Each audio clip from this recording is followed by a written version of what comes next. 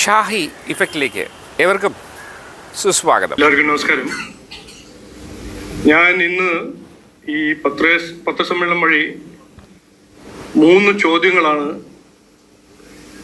CPM-ന്റെ ബഹുമാനപ്പെട്ട മുഖ്യമന്ത്രി പിണറായി വിജയനോടും കോൺഗ്രസിന്റെ മുതിർന്ന നേതാവായ സോണിയാഗാന്ധിയോട് ചോദിക്കാൻ ആഗ്രഹിക്കുന്നത്. ആദ്യത്തെ ചോദ്യം ബഹുമാനപ്പെട്ട മുഖ്യമന്ത്രിയോടാണ്. അദ്ദേഹം ഭരണഘടനയിൽ വിശ്വസിക്കുന്ന വ്യക്തിയാണെന്ന് ഞാൻ വിശ്വസിക്കുന്നു.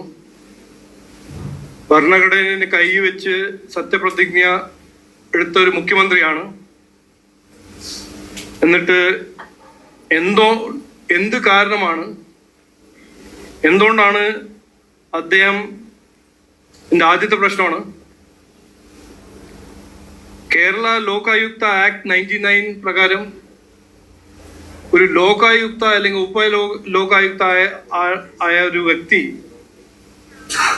ഓഫീസ് ഓഫ് പ്രോഫിറ്റോ ഒരു ഓർഗനൈസേഷന്റെ ഭാഗമാവാൻ പാടില്ല എന്ന് മനസ്സിലാക്കിയിട്ടും ജസ്റ്റിസ് ബാബു മാത്യു പി ജോസഫിനെ ഓംബുഡ്സ്മാൻ ആക്കുന്നത്. ജസ്റ്റിസ് ബാബു മാത്യു പി ജോസഫ് ഉപലോകായുക്തയായിരുന്നു. കേരള ലോകായുക്ത 99 ആക്ട് പ്രകാരം അദ്ദേഹത്തിന് ഒരു ഓഫീസ് ഓഫ് പ്രോഫിറ്റ് എടുക്കാൻ അനുവാദമില്ല. എന്നിട്ടും ബഹുമാനപ്പെട്ട മുഖ്യമന്ത്രി അതിനെ ലംഘിച്ച് ഇദ്ദേഹത്തിനെ ഓംബുഡ്സ്മാൻ ആക്കാൻ ശ്രമിക്കുന്നു. അപ്പോൾ ആ ഒരു ഇഷ്യൂനെ കുറിച്ച് ഞങ്ങൾ BJP NDA ഇന്നലെ ഗവർണറിനെ പോയി കണ്ടു. ലോക് ഭവനെ അദ്ദേഹത്തിനെ കണ്ടു. ഞങ്ങളുടെ ഒരു റെപ്രസെന്റേഷൻ ഗവർണറിന് കൊടുത്തിട്ടുണ്ട്. കൃത്യമായ ഫാക്റ്റും വസ്തുതയെല്ലാം ഉൾപ്പെടുത്തി അദ്ദേഹത്തിന് കൊടുത്തിട്ടുണ്ട്. അപ്പോൾ ആദ്യത്തെ ചോദ്യം, എന്താണ് ഒരു കമ്പൾഷൻ ഒരു ലോകായുക്തനെ ആക്ടിനെ വയലേറ്റ് ചെയ്ത് ഓംബുഡ്സ്മാൻ ആക്കുന്ന ഒരു ശ്രമം എന്താണ് ആവശ്യം? ഒന്ന്. രണ്ടാമത്തെ ഒരു ചോദ്യം, അതും ബഹുമാനപ്പെട്ട മുഖ്യമന്ത്രിക്കാണ് ഞാൻ അദ്ദേഹത്തിനാണോ ചോദിക്കുന്നത്.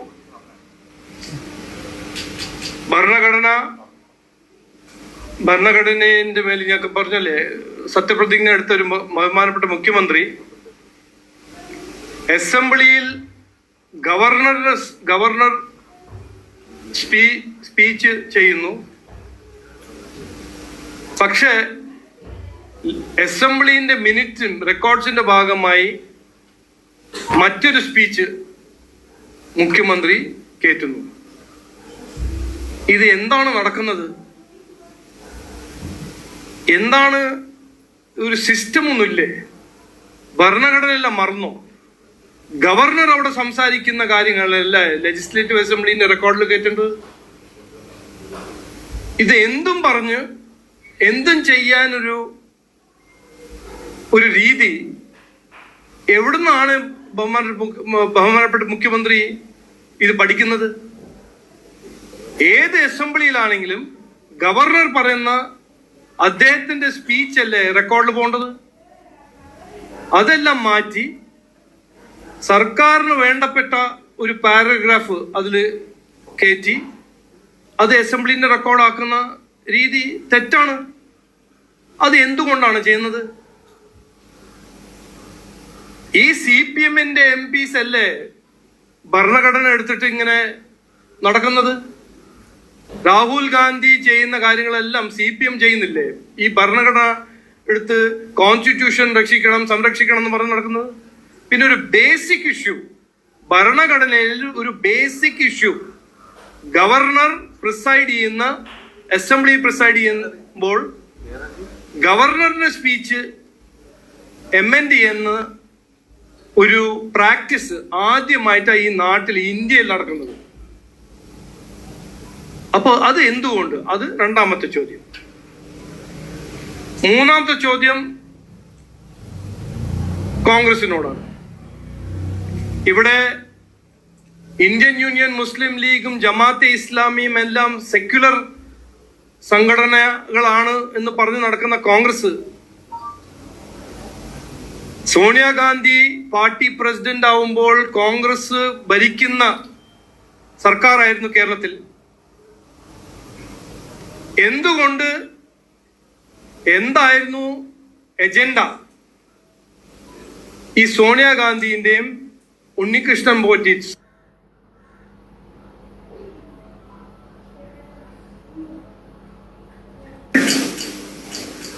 ഇന്നലെ മാധ്യമ സുഹൃത്ത് കോൺഗ്രസിന്റെ ഒരു ലീഡർ KC വേണുഗോപാലോട് ചോദിച്ചപ്പോൾ അദ്ദേഹം പറഞ്ഞു, കണ്ടു, പിണറായി വിജയൻജിയും കണ്ടല്ലോ. അപ്പൊ പിണറായി വിജയൻജി ദല്ലാലെ കാണുമ്പോൾ സോണിയാഗാന്ധി കാണണോ? ഇത് എന്തായിരുന്നു ഇതിന്റെ കാരണം? ഇതിന്റെ പിന്നിൽ എന്തായിരുന്നു? സോണിയാഗാന്ധി ആയിരുന്നു കോൺഗ്രസ് പാർട്ടിന്റെ പാർട്ടി പ്രസിഡന്റ്, ഉമ്മൻചാണ്ടിന്റെ സർക്കാരായിരുന്നു. ഞാൻ പറയാൻ ഇതപ്പോ ഞങ്ങളുടെ ചോദ്യം ഇതാണ്, എന്തായിരുന്നു സോണിയാഗാന്ധിന്റെ മീറ്റിങ്ങിന് കാരണം? ഇത് സോണിയാഗാന്ധി പറയണം, കോൺഗ്രസ് ഇത് പറയണം.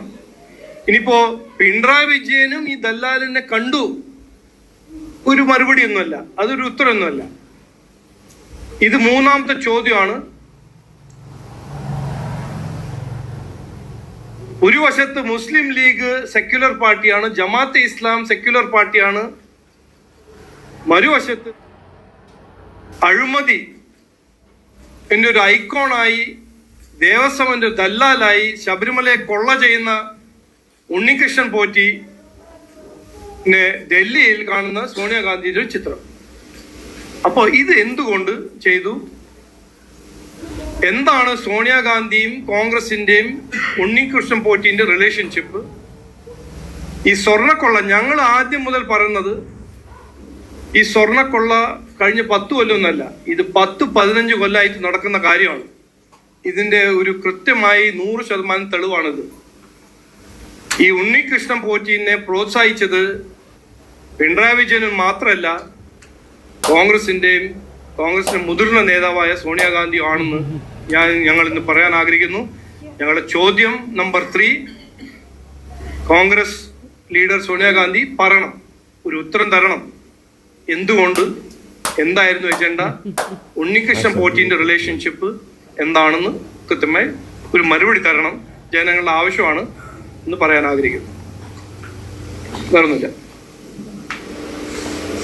Thank you.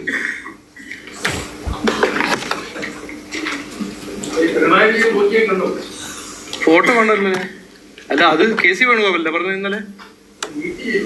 അല്ല, അതെനിക്കറിയില്ല. KC വേണുഗോപാലിനോട് ഞാൻ അതൊന്നും പറഞ്ഞില്ലല്ലോ. ഇന്നലെ മാധ്യമ സുഹൃത്ത് KC വേണുഗോപാലിനോട് സോണിയാഗാന്ധിനെ കുറിച്ച് ചോദിച്ചപ്പോൾ മീറ്റ് ചെയ്തില്ല എന്ന് പറഞ്ഞില്ല, പിണറായി വിജയനും മീറ്റ് ചെയ്തു എന്നല്ല പറഞ്ഞ. അത് ഞാൻ ഇവിടെ പറയുന്നു. അതെ, എന്റെ ചോദ്യം അതല്ല, പിണറായി വിജയന്റെ എതിരെയല്ല. എന്റെ ചോദ്യം ഇതാണ്, എന്തുകൊണ്ട്, എന്തായിരുന്നു എജൻഡ? ഈ നയപ്രസംഗം എന്ന് പറയുന്നത് സർക്കാരിന്റേതാണല്ലോ. സർക്കാരിന്റെ നയപ്രസംഗം അവതരിപ്പിക്കേണ്ട ആളാണ് ഗവർണർ. പക്ഷേ ഗവർണറിൽ മാറ്റം വരുത്തി ആണല്ലോ. അപ്പൊ ഈ ഭരണഘടന വിരുദ്ധ അത് തന്നെ അല്ല, ഭരണഘടന വിരുദ്ധം ആണ്. എന്താണ് അവിടെ മിനിറ്റ്സ് റെക്കോർഡ് ചെയ്യേണ്ടത്? ഗവർണർ സംസാരിച്ച കാര്യങ്ങൾ റെക്കോർഡ് ചെയ്യണം. അങ്ങനെ ഒരു സ്പീച്ച് കൊടുത്തു, ഗവർണർ അത് മാറ്റി, അതിന് വേറൊരു ഒരു റെസ്പോൺസാണ്. പക്ഷേ ഗവർണർ അസംബ്ലിയിൽ വന്ന് സംസാരിക്കുമ്പോൾ ഗവർണർ പറഞ്ഞ കാര്യങ്ങളാണ് അസംബ്ലിന്റെ റെക്കോർഡിൽ പോകേണ്ടത്. അതല്ലാണ്ട് അത് ഞങ്ങൾ തീരുമാനിക്കും ഗവർണറിന്റെ എന്താണ് റെക്കോർഡിൽ പോകേണ്ടത്. അത് ഭരണഘടനയുടെ വിരുദ്ധമാണെന്ന് ഇവിടെ ഒരു കോൺസ്റ്റിറ്റ്യൂഷൻ ലോയറിന് ചോദിക്കേണ്ട ആവശ്യമില്ല. ഒരു ലോ സ്റ്റുഡന്റിനോട് ചോദിച്ചാൽ അതാണ് കൃത്യമായ മറുപടി പറയാൻ വന്നത്. അത് ഞങ്ങളുടെ അഭിപ്രായമാണ്. ഇല്ല, പറ്റില്ല. അത് മാറ്റിയില്ലേ അവര്? അതല്ലേ സർക്കാർ പറഞ്ഞു.